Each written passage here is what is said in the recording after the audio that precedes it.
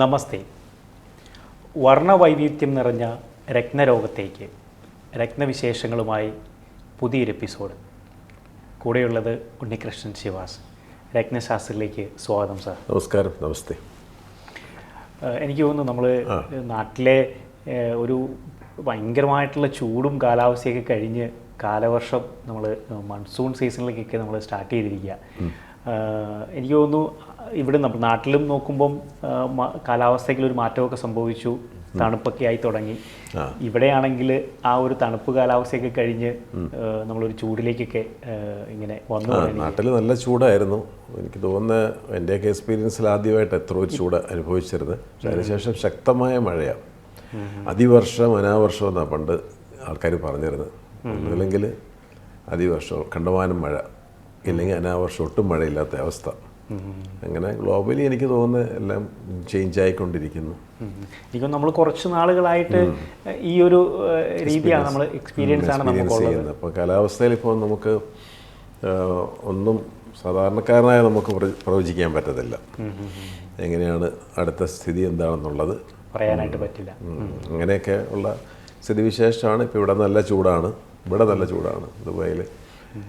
അങ്ങനെ പോകുന്ന വിശേഷങ്ങൾ. ഓക്കെ. നമ്മൾ ഈ രത്നശാസ്ത്രയിൽ സാറ് എനിക്ക് തോന്നുന്നു ഓരോ എപ്പിസോഡുകളിൽ നമ്മൾ ഓരോ രത്നങ്ങൾ ഉൾപ്പെടുത്താറുണ്ട്. അപ്പം പലരുടെയും ചോദ്യമാണ് ഇനി അടുത്ത എപ്പിസോഡിലേക്ക് പുതിയ രത്നങ്ങൾ ഏതെങ്കിലും ഉണ്ടോ, അല്ലെങ്കിൽ ധാരാളം ഉപരത്നങ്ങൾ ഉണ്ട്. ധാരാളം നമുക്ക് പ്രീഷ്യസ് സ്റ്റോൺസ് കുറച്ച് ലിമിറ്റഡ് ആണ്. അതുകൊണ്ടാണല്ലോ പ്രീഷ്യസ് എന്ന് പറയുന്നത് തന്നെ.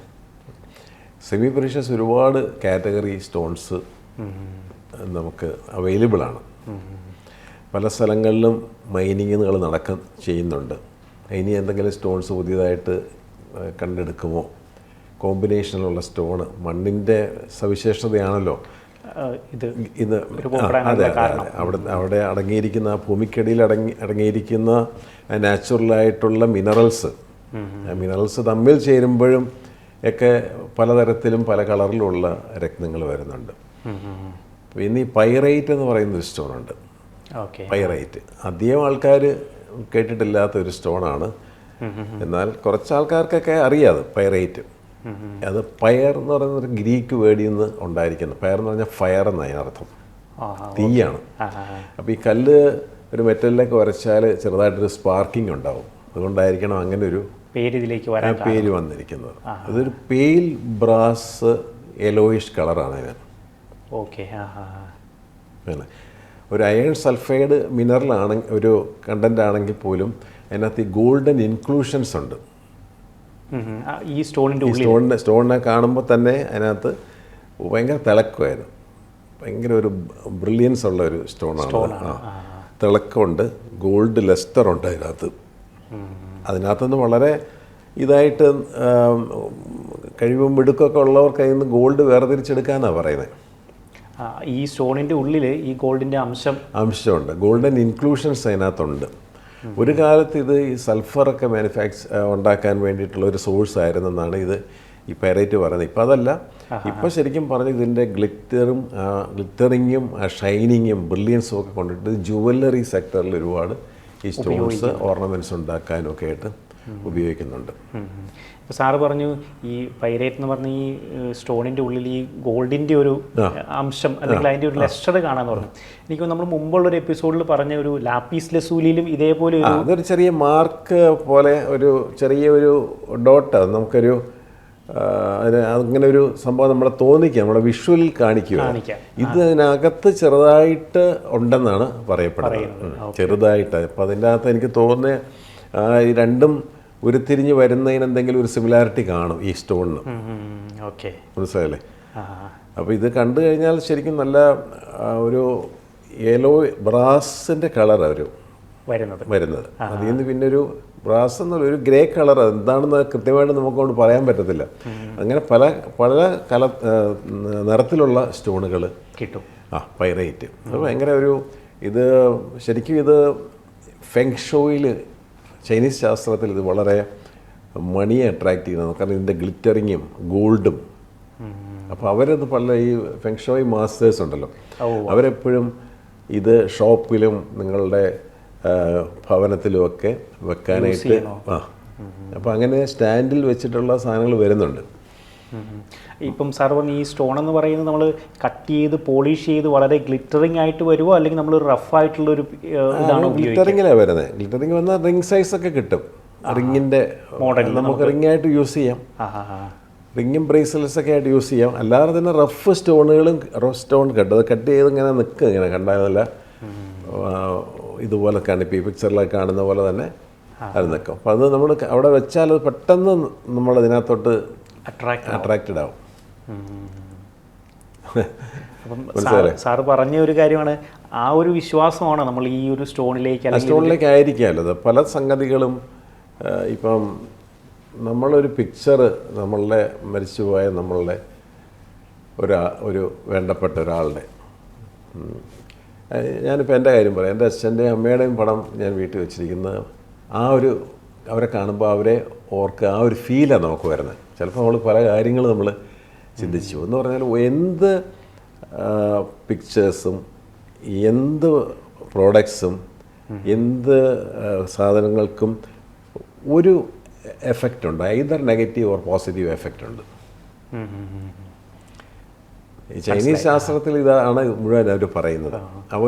ഒരിക്കലും നമ്മളിങ്ങനെ കരഞ്ഞു പോയി പിള്ളേരുടെ കരഞ്ഞിരിക്കുന്ന ഫോട്ടോസൊക്കെ ഉണ്ട്, അതൊന്നും വീട്ടിൽ വെക്കരുതെന്ന് പറയും അവർ. അപ്പോൾ അതിലൊക്കെ ഒരു സത്യം ഉണ്ടായിരിക്കണം. അത് എപ്പോഴും ഒരു ചിയർഫുൾ ആയിട്ടുള്ള ഹാപ്പി മാനെ കണ്ടില്ലേ, അത് ഹാപ്പിനെസ് അവിടെ ഉണ്ടാകാൻ വേണ്ടി എന്ത് സാധനം അവിടെ ഇരുന്നാലും നമുക്ക് പെട്ടെന്ന് അതിനകത്ത് അതിൻ്റെ ഒരു വൈബ്രേഷൻ, അത് ഹാപ്പിനെസ്സാണ്, ഹാപ്പിനെസ് അവിടെ ഉണ്ടാകുമെന്നാണ് പറയുന്നത്.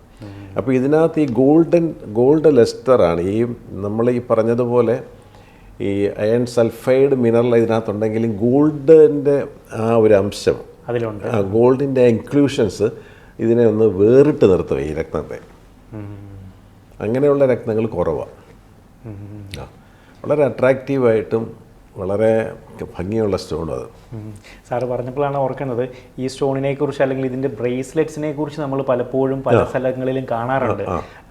എന്താണ് അബൻഡൻസ്, നമുക്കൊരു പ്രോസ്പെരിറ്റി തരുന്നത് അല്ലെങ്കിൽ വെൽത്ത് കൊണ്ടുവരാനായിട്ടെന്ന രീതിയിൽ നമ്മൾ ഈ സ്റ്റോണിനെ പലരും ഉപയോഗിച്ച് പിന്നെ പൈറേറ്റിൻ്റെ ബ്രേസ്ലെറ്റ്സ് അന്വേഷിച്ച ആൾക്കാർ വരുന്നുണ്ടല്ലോ.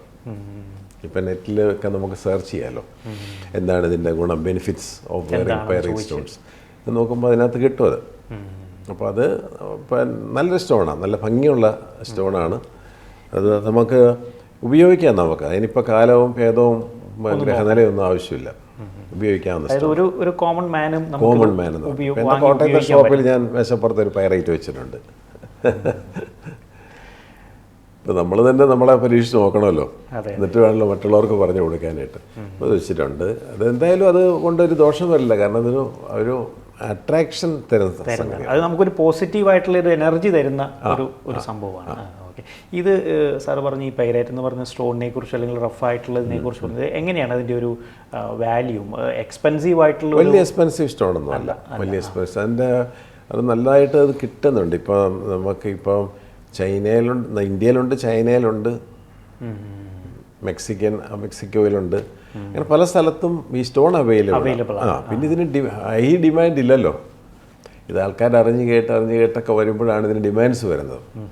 ഡിമാൻഡ് വരുമ്പോഴാണ് ഇതിന് കൂടുതലായിട്ട് ഇപ്പോൾ നമ്മളെ പല സ്റ്റോൺസും, എനിക്കിപ്പോൾ ഇത്രയും വർഷത്തെ എക്സ്പീരിയൻസ് എന്ന് നോക്കുമ്പോൾ പല സ്റ്റോണുകളും ഡിമാൻഡ്. അതായത് ഞാൻ എപ്പോഴും പറയാറുണ്ട്, യെല്ലോ സഫയറിൻ്റെ 2 കാറ്റഗറി സ്റ്റോൺ പറയുന്നുണ്ട് ഞാൻ. യെല്ലോ സഫയർ പെയിൽ യെലോയിഷാണ്, നാച്ചുറലായിട്ട് 100% ഒരു ട്രീറ്റ്മെൻറ്റും ഇല്ലാതെ ഒരു ഹീറ്റിങ്ങും ഇല്ലാത്തത് കിട്ടുന്നത്. ഇതിനെ മറികടന്നിട്ടാണ് ഇപ്പോൾ നമ്മൾ ഹീറ്റ് ചെയ്തിരിക്കുന്നതും കളർ എൻഹാൻസ്മെൻറ്റും ആയിട്ടുള്ള ബാങ്കോക്ക് സഫയർ. അങ്ങനെ പല സ്ഥലത്ത് ബാങ്കോക്കിലൊക്കെ നല്ല സ്റ്റോൺ കിട്ടും, ഇതും കിട്ടുമെന്ന് ഞാൻ പറഞ്ഞു കേട്ടോ. പിന്നെ ബാങ്കോക്ക് സഫയർ എന്നൊരു പേര് വേണ്ടിയിട്ടുണ്ട് ഇതിന്, അതുകൊണ്ടാണ് പറയുന്നത്, അല്ലാതെ അതിനെ താത്തിക്കെട്ടി പറയല്ല. പക്ഷേ ഈ സ്റ്റോണ് ശരിക്കും കളർ കയറ്റി വരുന്ന സ്റ്റോണാണ്. ഇപ്പം അതിന് ഭയങ്കര ഡിമാൻഡ്, കാരണം അതിന് ആൾക്കാർ ജ്വല്ലറിയിലും ഒക്കെ ആൾക്കാർക്ക് യെല്ലോ സഫയർ വേണമെന്നല്ലേ പറയുന്നത്. അപ്പോൾ അതിൻ്റെ സ്റ്റോണിനുള്ള ഡിമാൻഡ് കൂടിയപ്പോൾ അതിന് ഓട്ടോമാറ്റിക്കലി അതിൻ്റെ വില കൂടി. മറ്റേത് ഒരു 5-6 വർഷം മുമ്പ് നല്ല യെല്ലോ സഫയറിൻ്റെ പകുതി വിലയുള്ളൂ ഇതിന്. ഇത് നമുക്കറിയാം ഇത് ഹീറ്റ് ചെയ്തിരിക്കുന്നതാണ്. അപ്പോൾ ഇതിൻ്റെ ഡിമാൻഡുകൾ അനുസരിച്ചിട്ടാണ് വില കൂടുന്നത്. ഇന്നിപ്പോൾ ഒരു വിലയാണ് പൈറേറ്റിനെങ്കിൽ നാളെ എന്താണെന്ന് നമുക്ക് പറയാൻ പറ്റില്ല. എനിക്ക് തോന്നുന്നു ഈ പൈറേറ്റിൻ്റെ വിശേഷങ്ങൾ നമ്മൾ കുറച്ചും കൂടെ അതിൻ്റെ ഡീറ്റെയിൽ ആയിട്ട് നമുക്ക് അറിയണം. ഒരു ബ്രേക്കിന് ശേഷം തിരികെ വരാം.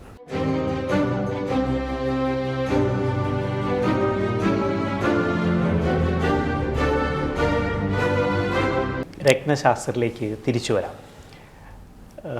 സ്വർണ്ണ തിളക്കമായിട്ട് നമുക്ക് ഭൂമിയിൽ നിന്ന് കിട്ടുന്ന ഒരു അത്ഭുത രത്നമാണ് സാർ ഇപ്പം പറഞ്ഞ ഈ പൈറേറ്റ് എന്ന് പറയുന്നത്. അതിലുള്ള മെയിൻ അട്രാക്ഷൻ സാറ് പറഞ്ഞു ഈ ഗോൾഡൻ മണി എന്നാണ് പറയുന്നത്. മണി ഗോൾഡിൻ്റെ അംശമൊക്കെ തോന്നുന്നുണ്ട്. ഇപ്പം നമ്മളത് ഒരു സ്റ്റോൺ എടുത്തിട്ട് പൊളിച്ചാൽ ഗോൾഡ് എടുക്കാമെന്ന് വിചാരിക്കരുത്, അങ്ങനെയല്ലത്. അതിൻ്റെ തിളക്കം അതിനകത്ത് ആ ഇൻക്ലൂഷൻ ഉണ്ട്, ഗോൾഡൻ ഇൻക്ലൂഷൻസ് അതിനകത്ത് കാണുന്നു. അത് തന്നെ അതിൻ്റെ ഒരു മെയിൻ ഒരു അട്രാക്ഷനാണ്. മെയിൻ ഒരു അട്രാക്ഷനാണ്. അപ്പം നമ്മളൊരു ലൈറ്റ് ഒരു ഇലുമിനേഷനൊക്കെ ഒരു സ്ഥലത്തിടുമ്പം അത് നമ്മളെ ആൾക്കാരെ അട്രാക്റ്റ് ചെയ്യും അല്ലേ? അതെ അതെ. അപ്പോൾ നമ്മളൊരു കല്യാണ വീട് തപ്പിപ്പോവാണെന്ന് വിചാരിക്കുക, പെട്ടെന്ന് കണ്ടുപിടിക്കുന്ന അവിടുത്തെ അലങ്കാരങ്ങളും ലൈറ്റുമാണ്. ഇവിടെ തന്നെയാണ് വീട്. എല്ലാ കാര്യത്തിനകത്ത് ഇങ്ങനത്തെ കാര്യങ്ങളൊക്കെ തന്നെയാണ് ഉള്ളത്. അപ്പോൾ ഇത് നമുക്ക് അട്രാക്റ്റീവായിട്ടുള്ള സ്റ്റോണാണ്. അപ്പോൾ നമുക്ക് വേണമെങ്കിൽ ഒരു സ്റ്റോൺ ഓഫ് ലൈക്ക് അബണ്ടൻസ് അല്ലെങ്കിൽ ഒരു വെൽത്തിൻ്റെ പ്രോസ്പെരിറ്റിയുടെ ഒരു സ്റ്റോണായിട്ട് നമുക്ക് പണ്ടത്തെ കാലത്ത് മുതലേ ആൾക്കാർ വളരെ വളരെ പഴയ സ്റ്റോണാണ് ഇത്. ഒരുപാട് നൂറ്റാണ്ടുകൾ പഴക്കമുള്ള സ്റ്റോണാണ്. സാറ് പറഞ്ഞു ഇതിപ്പോൾ മെയിനായിട്ട് കിട്ടുന്നത് ജപ്പാൻ, ചൈനയിൽ, ഇന്ത്യയിലും ഒക്കെ ഉണ്ട്, കിട്ടുന്നുണ്ട് അല്ലേ? ഇത് എങ്ങനെ നമ്മൾ ഈ ഇത് ഖനനം ചെയ്യുന്നത് മെയിൻലി മൈനിങ്ങിന് ഒരുപാട് സോഴ്സസ് ഉണ്ട്. ഇപ്പം നമ്മൾ ചില കല്ലുകൾ ഇപ്പോൾ ഡയമണ്ട്സൊക്കെ നമുക്ക് ചിലപ്പോൾ നമുക്ക് കടൽ തീരങ്ങളിലൊക്കെ ചില മണ്ണൊക്കെ അടിഞ്ഞിട്ട് ഇങ്ങനെ വന്നിട്ട് കിടന്നിട്ട് കിട്ടാം. ഇപ്പോൾ ഈ ആഫ്രിക്കൻ കിട്ടുന്നുണ്ട് എന്ന് പറഞ്ഞാൽ സോഴ്സുകൾ പലതുണ്ട്. പിന്നെ ഇതിന് മെയിൻലി ഇതിനകത്ത് ഓപ്പൺ കാസ്റ്റ് മൈനിങ് എന്ന് പറയുന്ന ഒരു മെത്തേഡ് ഇതിന് ഉപയോഗിക്കുന്നത്. കാരണം ഈ കല്ലുകൾ ഭൂമിയുടെ ഷിഫ്റ്റ് കൊണ്ട് കുറച്ചൊരു സർഫസിൽ വന്നു കഴിഞ്ഞാൽ ശരിക്കും നമ്മൾ ഡിഗ് ചെയ്ത ഓപ്പൺ കാസ്റ്റ് മൈനിങ്. ഈ മൈനിങ് പലതരത്തിലുണ്ട്. ഓപ്പൺ കാസ്റ്റ് ഉണ്ട്, ടെറസ് മൈനിങ് ഉണ്ട്, അതുപോലെ തന്നെ നമുക്ക് വെള്ളത്തിൽ സീ മൈനിങ് ഉണ്ട്. മനസ്സിലായില്ലേ? ഒരുപാട് ഡിഫറെൻറ്റ് ടൈപ്പ്, ഒരു 5-6 കാറ്റഗറി ടൈപ്പ് ഓഫ് മൈനിങ് ഉണ്ട്. മറൈൻ എന്ന് പറയുന്ന മൈനിങ് ഉണ്ട്. മറൈൻ മൈനിങ് കൂടെയാണ് മറ്റ് ഇതുപോലത്തെ ഉള്ള വാല്യുബിൾ ആയിട്ടുള്ള പ്രോഡക്ട്സ് ഒക്കെ കിട്ടുന്നത്. ഓപ്പൺ കാസ്റ്റ്, ടെറസ് മൈനിങ്, ഇങ്ങനെ ഒരുപാട് സംഗതികൾ മൈനിങ്ങിലുണ്ട്. അപ്പോൾ ഇതിനകത്ത് ഓപ്പൺ കാസ്റ്റ് മൈനിങ്ങിൽ കൂടെയാണ് ഇത് ശരിക്കും ബുൾഡോസർ പോലത്തെ സാധനമൊക്കെ വെച്ച് കുഴിച്ചിട്ട് ഈ ഇത് അതിൻ്റെ മേളിലുള്ള എല്ലാ വസ്തുക്കളും മാറ്റും. അതിനകത്ത് കല്ലുകളുണ്ടാവും, പാറക്കൂട്ടങ്ങളുണ്ടാവും, വേറെ കുറേ മിനറൽസ് കാണും. അങ്ങനെ ആ മിനറൽ കണ്ടൻസ് കാണും ആ ഭൂമിയിൽ. അതെല്ലാം മാറ്റിയതിന് ശേഷം യഥാർത്ഥ രത്നദളത്തിലേക്ക് അങ്ങ് ചെല്ലുക. വളരെ ശ്രമകരമായിട്ടുള്ള ഒരു പരിപാടി. മൈനിങ് പണ്ട് നമ്മൾ സംസാരിച്ചിട്ടുണ്ട് ഈ വിഷയം. എന്ന് വെച്ചാൽ മൈനിങ് എന്ന് പറയുന്നത് വളരെ കഷ്ടപ്പെട്ട ഒരു കല്ല് നമ്മുടെ കയ്യിലിരിക്കുമ്പം അതിൻ്റെ പുറകിലത്തെ പ്രവർത്തനം എന്ന് പറയുന്നത് അതിൻ്റെ ഒരുപാട് ശ്രമകരമായ കാര്യങ്ങൾ പലരും അതിൻ്റെ പിന്നിലുണ്ട്. എടുക്കുമല്ലോ, എടുത്ത് പിന്നെ അത് ക്ലീൻ ചെയ്ത് അത് ഒരുപാട് പ്രോസസ്സിൽ കൂടിയാണ് പിന്നെ നമ്മൾ ഈ ഷോറൂമിലേക്കൊക്കെ ഈ കല്ലെത്തുന്നത്. നമ്മൾ ഉപയോഗിക്കാവുന്ന രീതിയിലേക്ക് അത് അങ്ങനെയാണ്. അപ്പോൾ എനിക്ക് തോന്നുന്നു ഇപ്പം ആർക്കാണെങ്കിലും ഒരാൾക്ക് അത് കാണുമ്പോൾ ഒരു അട്രാക്ഷൻ വെച്ചിട്ട് നമുക്ക് വാങ്ങി അതിൻ്റെ ബ്രേസ്ലെറ്റ്സ് ആയിട്ട് ഉപയോഗിക്കാനായിട്ട് പറ്റുന്ന നമുക്കിതുപോലെ തന്നെ വീടുകളിലൊക്കെ വെക്കാൻ ഭയങ്കര ഭംഗിയാണ്. നമ്മളെന്തെല്ലാം കാര്യങ്ങൾ അലങ്കാരമായിട്ട് വെക്കുന്ന പോലെ ഒരു പൈറേറ്റ് സ്റ്റോൺ നമുക്കവിടെ വെക്കുന്നതുകൊണ്ട് ഒരു കുഴപ്പമില്ല, ഒരു തടസ്സവുമില്ല. എനിക്ക് നമ്മൾ ഓരോ എപ്പിസോഡുകളിലും പ്രേക്ഷകർക്ക് ഇങ്ങനെ ഓരോ ഉപരത്നങ്ങൾ നമ്മൾ പരിചയപ്പെടുത്താറുണ്ട്.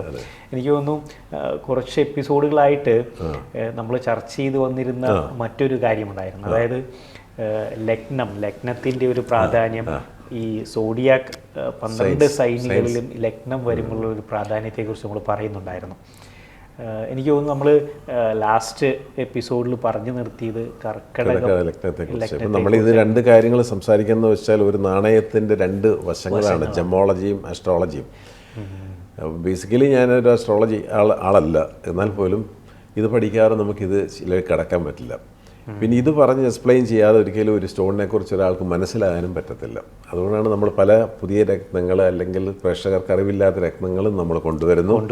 പിന്നെ ഇതൊക്കെ എങ്ങനെ ഉപയോഗിക്കാൻ പറ്റും, പ്രകൃതി ഇത് എന്തിനു തന്നിരിക്കുന്നു, ആർക്ക് ഉപയോഗിക്കാം, ഇതൊക്കെയുള്ള ഇത് നമ്മുടെ ഒരു ചെറിയ അറിവിൽ കൂടെ നമ്മളിത് പകർന്ന് കൊടുക്കുന്നത് മാത്രമേ ഉള്ളൂ.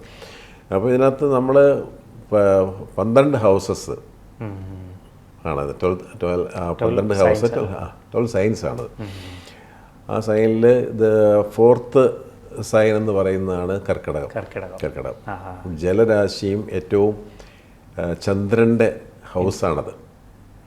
ചന്ദ്രൻ്റെ ഹൗസാണ് കർക്കിടകം രാശി എന്ന് പറയുന്നത്. സൈൻ ഓഫ് ക്യാൻസർ എന്ന് പറയുന്നത് അത് മദർലി സൈനാണ്. ചൈൽഡ്ഹുഡ്, മദർ, സെൻസിറ്റീവ്നെസ്, ഇതാണ് ആ ഹൗസിൻ്റെ ആ സൈനിൻ്റെ പ്രത്യേകത. അതാണ്.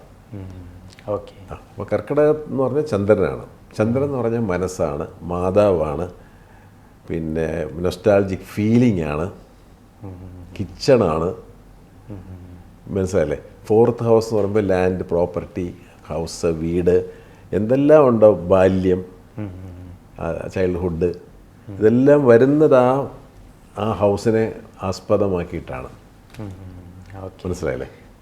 എനിക്ക് തോന്നുന്നു നമ്മൾ ഈ ഓരോ ലഗ്നത്തെക്കുറിച്ച് പറയുമ്പോഴും അല്ലെങ്കിൽ ഓരോ രാശിയെക്കുറിച്ച് പറയുമ്പോഴും അവിടെ ആ ലഗ്നാധിപൻ്റെ മാത്രമല്ല അവിടെ വരുന്ന മറ്റ് ഗ്രഹങ്ങളുടെ ഒരു കാര്യങ്ങൾ നമ്മൾ ചർച്ച ചെയ്യാറുണ്ട്. ഈ മെയിനായിട്ട് നമ്മൾ പറഞ്ഞു വന്നിരുന്നത് ചൊവ്വ മാസ് വന്നാൽ എങ്ങനെയാണെന്നുള്ള ഒരു കാര്യം. അത് ഫസ്റ്റ് സൈൻ എറീസ് എന്ന് പറയുന്നത് മാഴ്സിൻ്റെ ആയതുകൊണ്ട് ഈ മാഴ്സ് ഈ ഓരോ ഡിഫറെൻറ്റ് സയൻസിൽ വന്നാൽ എങ്ങനെയാണെന്നുള്ളത് നമ്മൾ പറഞ്ഞു വന്നിട്ടുണ്ട്. മേടത്തിൽ എങ്ങനെയായിരിക്കും, ഇടവത്തിൽ എന്തായിരിക്കും, ഇടവം എന്ന് പറയുമ്പം ശുക്രൻ്റെ കൂടെ റൊമാൻറ്റിക് പ്ലാനറ്റിൻ്റെ കൂടെ നിൽക്കുമ്പോൾ എങ്ങനെയായിരിക്കും പുള്ളിയുടെ പരിപാടി, മനസ്സിലല്ലേ? പിന്നെ ബുധൻ്റെ ഹൗസായിട്ടുള്ള മേടം, ഇടവും, മിഥുനത്തിൽ വരുമ്പോൾ അപ്പോൾ ഇതൊക്കെ ആണ് നമുക്ക് കർക്കിടകത്തിൽ വരുന്നത്. എന്താണെന്നുള്ളത് നമുക്ക് കർക്കിടകത്തിൽ ഡെബിലിറ്റേഷനാണ്. എനിക്ക് തോന്നുന്നു ആ ഒരു വിവരങ്ങളിലേക്ക് നമുക്കൊരു ബ്രേക്കിന് ശേഷം തിരികെ വരാം.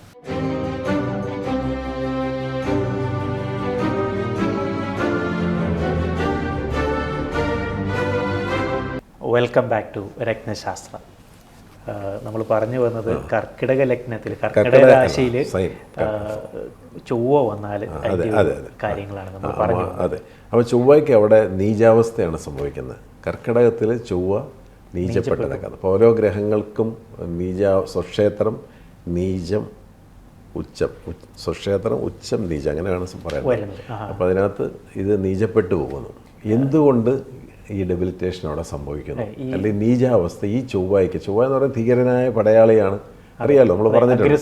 അഗ്രസീവായിട്ടുള്ള പ്ലാനറ്റാണ്, ദേശീയക്കാരനാണ്, എന്തും പെട്ടെന്ന് പുള്ളി സാധിച്ചെടുക്കും, മിലിറ്ററിയുടെ ഒരു കമാൻഡറാണ്, നാട് സംരക്ഷിക്കുന്ന ആളാണ്, സോൾജിയറാണ്. ആ ആൾക്ക് എന്തുകൊണ്ട് കർക്കിടകം ഹൗസ് സൈനിൽ സൈൻ ഓഫ് ഏരീസിൽ എന്തുകൊണ്ട് മാഴ്സ് ഡെബിലിറ്റേഷൻ സംഭവിക്കുന്നു? ഇതാണല്ലോ ചോദിച്ചത്. എന്ന് വെച്ചാൽ ധീരനും ധൈര്യവാനും ഒരു പടയോട്ടക്കാരനും അല്ലെങ്കിൽ ഒരു പടയ്ക്ക് നേതൃത്വം കൊടുക്കുന്ന ഒരാൾക്ക് വളരെ സെൻസിറ്റീവായിട്ടും ഒരു മദറും അമ്മയായിട്ട് ചുറ്റിപ്പറ്റി സെൻസിറ്റീവും കരച്ചിലും പിഴിച്ചിലും ഒക്കെ ആയിട്ട് നിൽക്കുന്ന ഒരു രാശിയിൽ പുള്ളിക്ക് ഒന്നും ചെയ്യാനില്ല. സിമ്പിൾ. പുള്ളിക്ക് അവിടെ അത് കിച്ചൺ കൂടെ, അത് കിച്ചണിൽ നിന്ന് ഇതെടുത്ത വെക്ക്, അല്ലെ കുറച്ച് പുട്ടും കടലയും ഉണ്ടാക്കി, ഇതൊന്നും അല്ല പുള്ളിയുടെ രീതിയല്ല ഇത്. പുള്ളിക്കൊന്നും ചെയ്യാനില്ല അവിടെ. പുള്ളിയുടെ ഉച്ചരാശി എന്ന് പറയുന്നത് മകരമാണ്. മകരം രാശി പുള്ളിയുടെ ഉച്ചരാശിയാണ്. അവിടെ പുള്ളി വളരെ സ്ട്രോങ് ആണ്. എന്തുകൊണ്ട്? സൈൻ ഓഫ് കാപ്രിക്കോണിലേക്ക് എന്തുകൊണ്ട് മാഴ്സിന് ഭയങ്കര എക്സോൾട്ടഡ് സൈനായിട്ട് മാറുന്നതിൻ്റെ കാരണം വെച്ചാൽ ഭയങ്കര ശത്രുവിൻ്റെ കോട്ടയിലാണ് പുള്ളി നിൽക്കുന്നത്. അതായത് ശനിയും പുള്ളിയുടെ ഭയങ്കര ഓപ്പോസിറ്റാണ്. ശനിയുടെ ഹൗസിലോട്ട് വന്നത് ഒരു യഥാർത്ഥ ശത്രുവിൻ്റെ കോട്ടയിൽ വരുമ്പോഴാണ് ഒരാളുടെ ധൈര്യവും ധീരതയും വെളിയിലെടുക്കുന്നത്. അപ്പോൾ ആ ചൊവ്വയുടെ ശരിക്കുള്ള എക്സോൾട്ടഡ് സൈൻ എന്ന് പറയുന്നത് മകരമാണ്. മകരത്തിൽ ശത്രുവിൻ്റെ വളയത്തിൽ വന്നപ്പോൾ പുള്ളിയുടെ തനി സ്വഭാവം ബാറ്റിൽ ഫീൽഡിൽ പോയി നിൽക്കുകയാണ്. അതേസമയം നൊസ്റ്റാൾജിയയും സെൻസിറ്റീവ്നെസ്സും അമ്മയും കാര്യങ്ങളും ഒക്കെ ആയിട്ട് നിൽക്കുന്ന ഹൗസിൽ പുള്ളിക്ക് ഒന്നും ചെയ്യാൻ ആൾ നിസ്സഹായന. ഇതാണ് അതിൻ്റെ ശരിക്കും നമ്മളൊരു കഥാരൂപത്തിൽ ഇതിനെ എടുത്താൽ ഇങ്ങനെയാണ് ഇതിൻ്റെ ഒരു ഇതിൻ്റെ സൈൻ വരുന്നത്. അതായത് മോണെന്ന് പറയുന്നത് വളരെ സോഫ്റ്റ് ആയിട്ടുള്ള, വളരെ സോഫ്റ്റാണ്, ഭയങ്കര കരച്ചിലും പിഴിച്ചിലും സെൻസിറ്റീവ്നെസ്സും അതും ഇതും പഴയ കാര്യങ്ങൾ സംസാരിക്കുകയും ഇതൊക്കെ വളരെ ധീരനായിട്ടുള്ളൊരു കമാൻഡറായിരിക്കുന്ന ഒരു ചൊവ്വയ്ക്ക് പുള്ളിക്ക് ഇതൊന്നും മനസ്സിലാകത്തില്ല. അതുകൊണ്ട് പുള്ളി കരച്ചിലും പിഴിച്ചിലൊക്കെ ഒരു പുള്ളി നിസ്സഹായനായി പോവുക, ഹെൽപ്ലെസ് അവിടെ. അല്ല പുള്ളി അന്നേരം അവരെ തോപ്പിക്കുകയല്ല, ഹെൽപ്ലെസ്. പുള്ളി ആയുധം വെച്ച് കീഴടങ്ങുന്ന പോലത്തെ ഒരു സിറ്റുവേഷനിലാണ്. അതുകൊണ്ടാണ് കർക്കിടകത്തിൽ ചൊവ്വ, അതിൻ്റെ സയൻസ് എന്ന് പറയുന്നത് അങ്ങനെയല്ല, എന്നാൽ പോലും അതിനൊരു കഥാരൂപത്തിൽ നമ്മൾ കൊണ്ടുവരുമ്പം ഇങ്ങനെയാണ് ഇത് നമ്മൾ മനസ്സിലാക്കേണ്ടത് ഇതാണ്. അതുകൊണ്ടാണ് മകരത്തിൽ പുള്ളി ഭയങ്കര തീവ്രനായിട്ട് നിൽക്കുന്നത്. മകരരാശി പുള്ളിയുടെ എക്സോൾട്ടഡ് രാശിയാണ്. ഏത് ഡെബിലിറ്റേറ്റഡ് സൈനിലും അതിൻ്റെ 7th ഹൗസ് എക്സോൾട്ടഡ് ആണ്. നീചത്തിൻ്റെ 7ാമത്തെ ഹൗസ് എക്സോൾട്ടഡ് ആണ്. അതിനൊരു കാരണം ഉണ്ടാവും.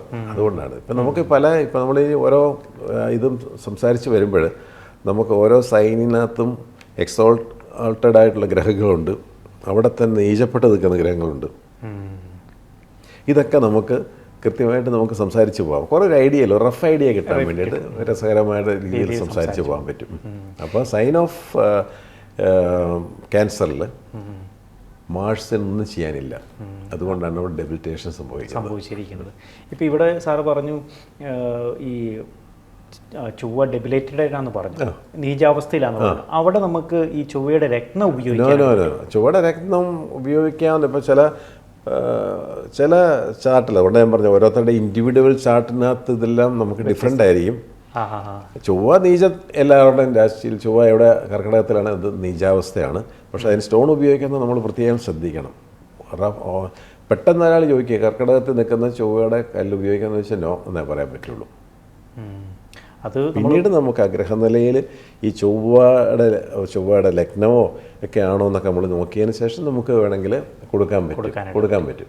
അതിന് ഒരു ലിമിറ്റഡ് ആയിട്ടുള്ള ഒരു ക്യാരക്ടേജ് കൊടുക്കുന്നതാണ് നല്ലത്. അവിടെ ചന്ദ്രൻ ആരാണ്?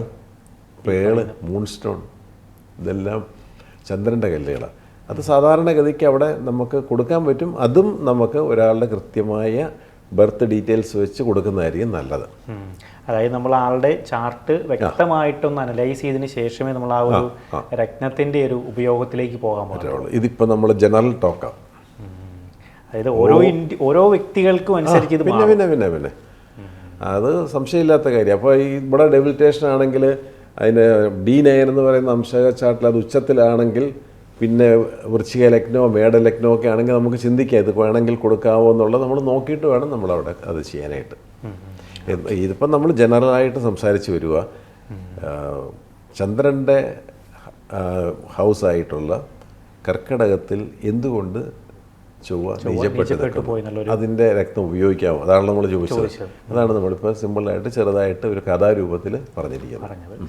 എനിക്ക് തോന്നുന്നു ഇപ്പോൾ സാറ് പറഞ്ഞ പോലെ ഈ കർക്കിടക രാശിയുടെ ഒരു രത്നമാണ് പേള് അല്ലെങ്കിൽ മൂൺ സ്റ്റോൺ എന്ന് പറയുന്നത്. അപ്പോൾ അതിൻ്റെ ഒരു ഉപയോഗത്തെക്കുറിച്ച് നമ്മൾ പ്രേക്ഷകരോടൊന്ന് പങ്കുവെക്കണം. പക്ഷേ എനിക്ക് തോന്നുന്നു നമുക്കതൊരു അടുത്ത ഒരു എപ്പിസോഡിൽ, ഇന്നത്തെ എപ്പിസോഡിൻ്റെ സമയം ഏകദേശം അതിക്രമിച്ചിരിക്കും. നമുക്ക് അടുത്തതായി നമുക്ക് ഈ പേൾസും കോറൽസും ഉപയോഗിക്കുന്നതിൻ്റെ ഒരു പീരീഡ് നമുക്കതൊന്ന് പ്രേക്ഷകരായിട്ടൊന്ന് സംസാരിക്കണം. എനിക്ക് തോന്നുന്നു ഇന്നത്തെ എപ്പിസോഡ് നമുക്ക് വൈൻഡപ്പ് ചെയ്യാനുള്ള സമയമായി. അടുത്ത ഒരു എപ്പിസോഡിൽ കണ്ടുമുട്ടാം. നമസ്കാരം.